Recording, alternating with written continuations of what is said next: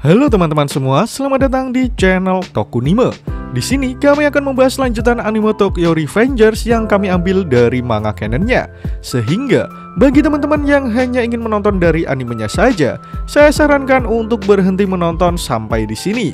Namun jika kalian tidak keberatan dengan spoiler yang ada, maka kalian menonton konten yang tepat. Pada episode sebelumnya, kita mengetahui jika karya yang dibuat Mitsuya dalam mengikuti perlombaan adalah naga kembar. Hal tersebut karena Mitsuya yang sangat respect dan menjadikan Draken sebagai referensi karyanya. Ia ingin membuat Draken bangga dengan apa yang diciptakannya. Dan benar saja, melalui karya naga kembar, Mitsuya berhasil menjadi juara dalam penghargaan tersebut.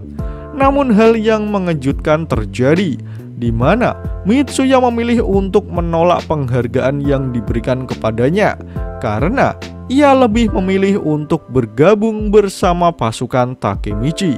Bagaimana kelanjutan ceritanya? Mari langsung saja kita bahas alur cerita Tokyo Revengers episode kali ini.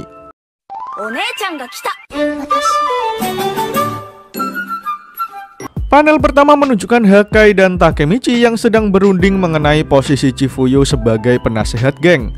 Takemichi merasa jika dia harus memberitahu Chifuyu bahwa ia tidak cocok sebagai manajer tim. Hakai pun setuju dengan pemikiran Takemichi. Namun mereka berdua sungkan untuk mengatakannya kepada Chifuyu secara langsung. Lalu tiba-tiba muncul Chifuyu yang bertanya apa yang sedang Takemichi dan Hakai bicarakan. Chifuyu muncul dengan wajah ceria tanpa dosa, sementara Takemichi dan Hakai langsung terkejut melihat Chifuyu yang berada di sana. Mereka berdua masih belum punya keberanian untuk menyampaikan apa yang sudah menjadi keresahan Takemichi, sehingga keduanya hanya bisa mengeles. Padahal Takemichi sudah sangat ingin mengatakannya kepada Chifuyu, sehingga ia membisiki Hakai dengan suara yang sedikit lebih keras. Melihat tingkah kedua temannya yang aneh, Chifuyu lalu mulai bercerita. Takemichi, Hakai, kemarin saat aku melihat Mitsuya di atas panggung, aku mulai berpikir tentang sesuatu. Mendengar perkataan Chifuyu, Takemichi dan Hakai bingung harus merespon bagaimana, sehingga keduanya hanya memasang wajah konyol. Kemudian Chifuyu melanjutkan ceritanya kembali.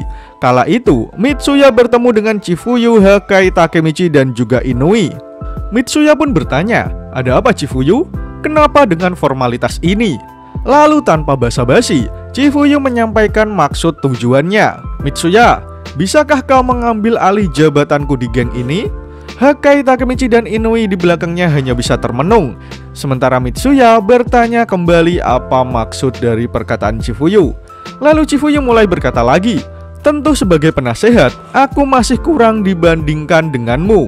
Mitsuya, aku yakin kau akan melakukannya lebih baik dariku." Mendengar hal itu, Takemichi dan Hakai langsung sumringah karena Chifuyu sudah sadar sendiri tanpa ia peringatkan. Sesaat kemudian, Mitsuya juga menerima tawaran dari Chifuyu. "Baiklah Chifuyu, akan kuterima tawaranmu. Kalau begitu, akan kudesain ulang seragam dan logo geng kita.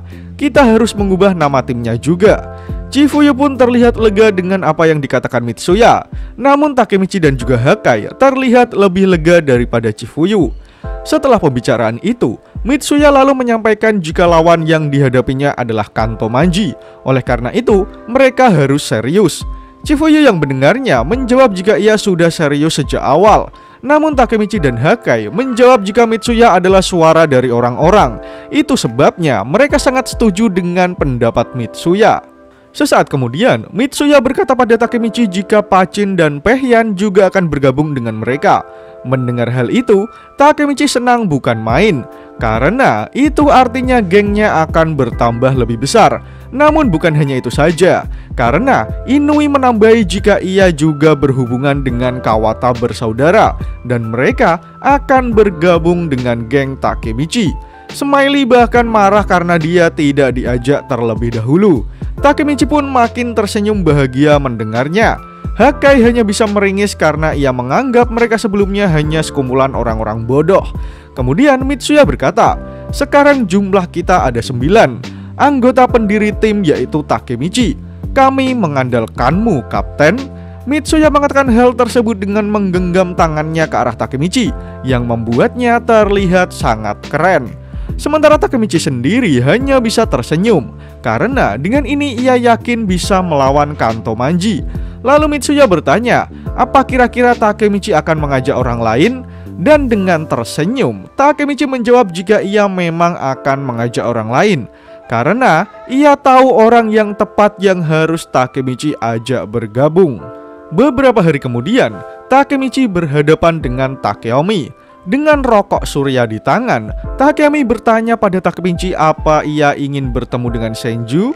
Dan dengan tegas Takemichi membenarkannya, karena Senju sudah menolak panggilan teleponnya berkali-kali.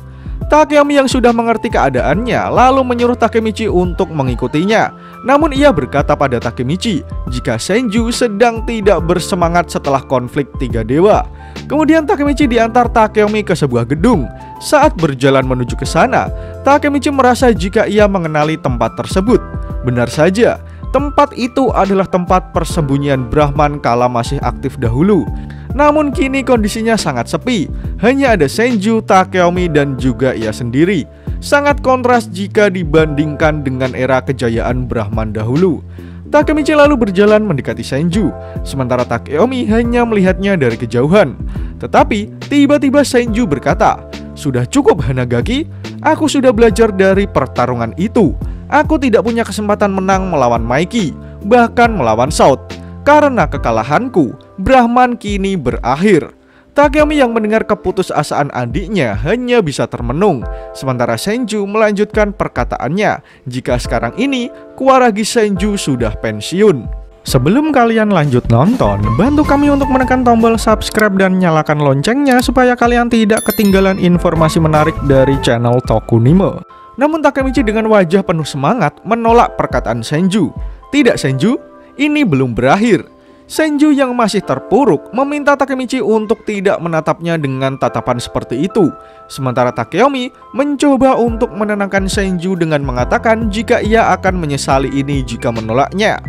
Kau mengejar untuk jadi yang terkuat, lalu saudaramu pergi dan malah tersesat. Takemichi yang tidak mengerti ucapan Takeomi hanya bisa memasang wajah penasaran. Namun Senju masih tetap tidak bergairah dengan ajakan Takemichi. Takeomi lalu melanjutkan perkataannya, "Karena semua itu, akulah yang menjadi gila. Dan Haruchio yang tersesat itu bukanlah kesalahanmu." Senju masih terduduk. Lalu ia mulai menjawab, "Kau salah kak, aku sudah merahasiakannya sejak lama." Sontak Takeomi dan Takemichi yang mendengarnya sangat terkejut dengan pengakuan Senju. Alasan mengapa Haruchio menjadi orang yang mengerikan dan juga dorongan kegelapan Maiki, akulah yang bertanggung jawab atas semua itu. Senju akhirnya membuka kotak Pandora yang selama ini ia simpan rapat-rapat. Takemichi yang mendengarnya sangat terkejut dengan pengakuan Senju. Namun ia merasa masih belum mengerti dengan maksud perkataan Senju, sehingga Takemichi bertanya kepadanya. Kemudian Senju mulai bercerita tentang masa lalu Maiki dan kebersamaan dengan teman-temannya. Dulu mereka bertiga selalu bersama, Maiki, Baji, dan Haruchio. Sementara aku yang selalu mengikuti mereka dari belakang. Dan chapter pun berakhir.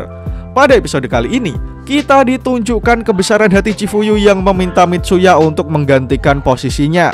Karena ia merasa jika Mitsuya lebih berpengalaman dibanding dengan dirinya. Sementara itu, Takemichi yang hendak mengajak Senju bergabung malah mendapati fakta mencengangkan di mana Senju mengakui bahwa dibalik tindakan gila Haruchio dan juga dorongan kegelapan Maiki disebabkan oleh Senju. Menarik untuk menanti bagaimana kelanjutan cerita Tokyo Revengers di chapter selanjutnya. Jika kalian suka dengan pembahasan kali ini, jangan lupa share video ini ke sosial media kalian ya. Atau jika ada request, kritik, dan saran, langsung saja sampaikan di kolom komentar di bawah. Karena kritik dan saran kalian akan membantu channel ini terus berkembang. Akhir kata, terima kasih sudah menonton video ini hingga akhir. Sampai jumpa di video selanjutnya.